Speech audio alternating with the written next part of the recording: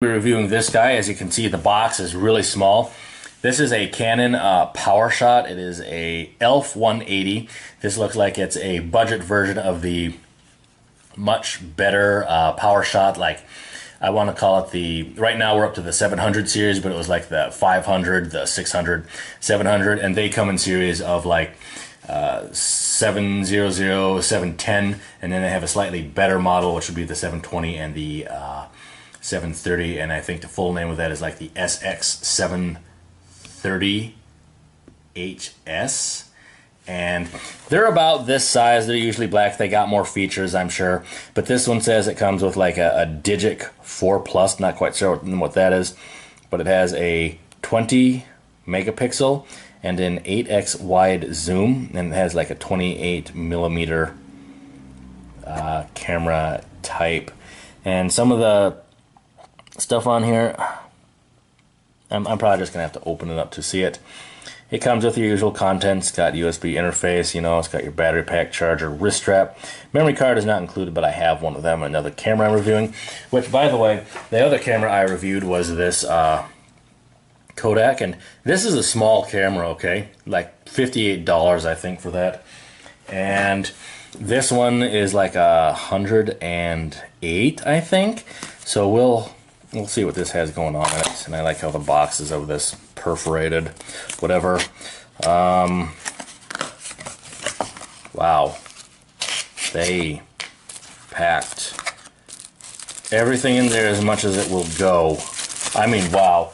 Compare that to my other review I was working on, and you'll see just how much box and space that the Kodak wasted. Yeah, that's a lot. And then we have this small little thing, which kind of has the same amount of stuff in it. Our camera, which is the size of a typical PowerShot, actually. So that's interesting. It has a Canon zoom lens, 8x.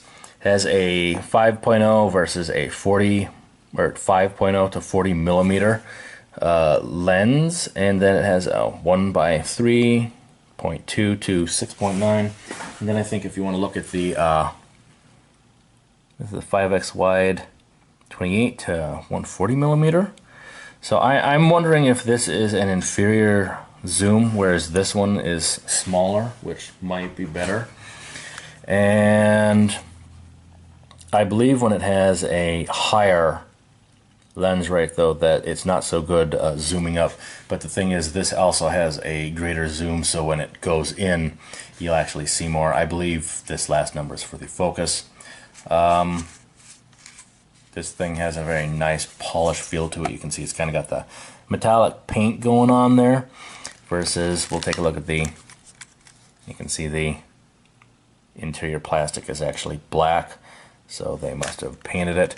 It feels new. It looks like metal, I guess, is the look they were going for. This feels like, partially like you could cut yourself on it, so it's a smooth type of plastic. It's actually got that weird round, where it's continually round like a grain or whatever around the lens, the best way I can explain it. This has all of your typical buttons and stuff, and if you don't believe me, here again is the Kodak, which is basically the same arrangement. Everything on here is just round. It's not as square. This one looks newer. It looks better, actually, more pristine. This one, it's got all that funny texture and stuff on it. It's got an odd color, so it looks nice. And this might be for someone who's got a more colorful personality. This one, I would say, this one's going to have a smoother zoom because, you know, you can get that little switch there, and then it seems to have a microphone up here, our on and off. And what do we got here? I think it's got a metal bracket for the what do you call that? The tripod, which is always nice. Place for our SD card and our battery. Then we'll have to see what else we got going on here.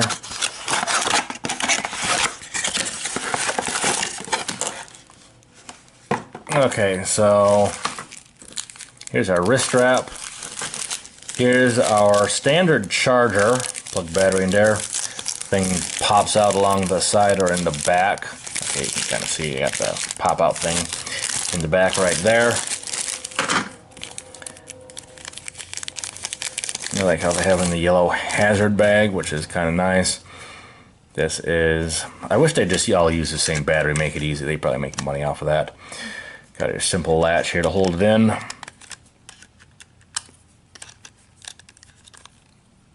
And the contacts are here, so it goes in like this. It's always sometimes easier just to line up the contacts. It does take an SD card. I know the Kodak would take like a 32 gig, but in this day and age, that it shouldn't even be an issue. They should be able to take up to a... I'm trying to pull that out, but it doesn't want to come out. Okay. So this one goes in the same way as the Kodak. And then does it have battery? Okay, so we're going to set the date.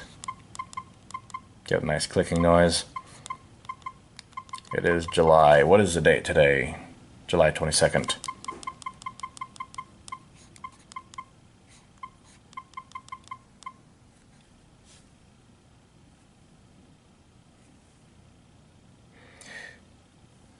.622, not far off. 722 would be on the same date. This, I believe, lets you change the date format also if you want. I'm just going to leave it for the standard, and then we're just going to go to set, which is right here. Then we're going to put ourselves in Chicago is usually the one that you're looking for.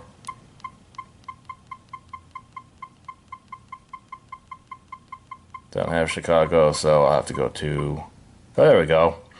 And then,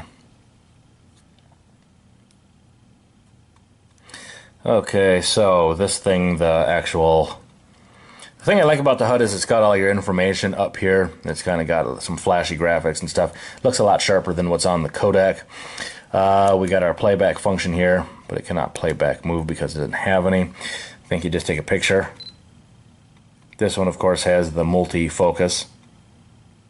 Lets you hold it in, get your your image stabilization going on. And I'm not sure, does a smaller Kodak have that? I don't think that it did.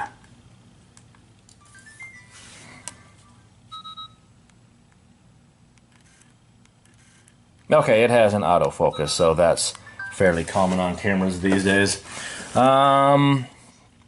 This switches between near and far. Of course, if you need to, you can hear that thing zooming in and out. Again, it's got noise that you hear. And this one will let you do it doesn't let you do a smooth zoom, so it has presets. I can't slowly zoom it in and out. It does have a smooth zoom for the digital zoom, obviously. What do we got here? Okay, you got lamp setting. Lets you review the image after shooting. You can put a date stamp on it if you want. Got like your typical mute. Lens retraction after 1 minute. Eco mode on. That'll usually turn the screen off. Power saving on, auto power down on, shut display off after 20 seconds sounds good. You can turn off the display brightness if you want. I would just assume have it dark regardless. Startup image off. That format, file numbering, continuous, creates a new folder monthly, daily, monthly, etc. This has a lot more options than the Kodak, and it's not exactly 100% straightforward. Lets you know what you're looking for. Flash will fire, auto flash, yes. Info, just turns the HUD off or on. Auto zooming for people except movie shooting. But does this work?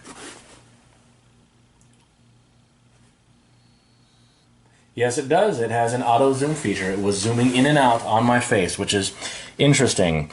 I just kind of waved and smiled at it, so it's used to seeing stuff like that. Turn that off. What do we have for auto? You can turn... So auto, you can choose drive or single. Go to recording pixels, the size that you're looking for, 20 megapixels. And of course, the smaller the megapixels, generally the one that I like is like right here, and then I just resize it. You can choose your HD quality, 120 by 720, which is actually pretty good. Got your VGA. I don't think it, yeah, it's kind of slightly superior to the Kodak. And then I'll turn it to program. So then this is where these Canon cameras shine, is all of your menus are available real easily once you turn auto off. But with the Kodak it would probably be straightforward. Normally you'd have a twist dial on the more advanced Canons. That's your stabilization, portrait, face self-timer, low light, fisheye effect, so you can kind of see where it bubbles everything up on there. Now you get a miniature effect. This one has filters and stuff, so that's the difference between like a $58 or a camera on sale for $58 versus one that's about like $109, $50 more. You get super vivid poster effect, fireworks in vivid colors, long shutter for dark scenes. I wonder how that works. I didn't notice anything. Maybe when it's in a darker area.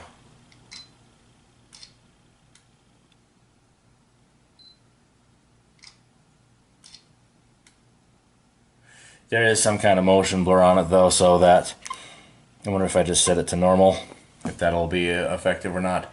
You'll just have to take my word for it. Yeah, the longer exposure has it where there's kind of a blurred effect just because it keeps the lens open longer. What else do we got on here? Adjust brightness, self-timer, focus range, drive mode, continuous, recording pixels. This has no option to, okay, it has in more advanced stuff up here, light metering, evaluative, center, spot, typical stuff. Your white balance,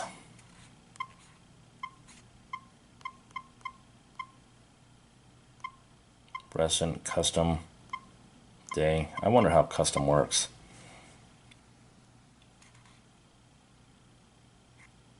So you set the white balance and then it'll take it. The ISO speed, this lets you adjust it all the way up to 1600. That is actually pretty good. Some cameras I've worked with, they only have an ISO of, like the one Kodak Pix Pro had an ISO that was only like 640, I think. Not the one that I just showed, but it was a bigger one that looked nicer. And it's not as good as the smaller one actually. But anyway, this is a fairly good camera. And I'm going to go do some recording with it and use my usual Thrifty White Store benchmark, and we'll see how good it is. I also like how they have this charged right out of the box. Now, is there a USB thing on here? Digital AV out. Can you pull this? Yes, you can. Now, my question is, if you turn it off, and this is a Samsung USB, can you charge it? It doesn't come up here, but it's got this weird little thing on the side, rubber grip. Don't have a rubber grip here. This kind of looks like a smooth texture, but it isn't. I wished I would have had something here, but they do have the wrist strap, which goes right here, but it's plastic, not metal, so that could break easily. Then, will it go in there? Charging this thing is out of the question because it's got this odd shape, so that is definitely an audio video out. It doesn't charge like the Kodak did. So while this is better than the Kodak in some ways it's also slightly inferior because it's got the extra options, but it's like it needs a little bit more kick. I would almost recommend the Kodak over it, just because the Kodak is straightforward. This is if you're looking specifically for some of the features, but you need to see a review like this one in order to know what's in it. So I don't know if it took the photo or not. My old PowerShot did, and it would stop recording after the fact. But anyway, that kind of concludes the showcase of this camera. I will say give it a thumbs up if you like it, thumbs down if you didn't. Tell me what I did wrong.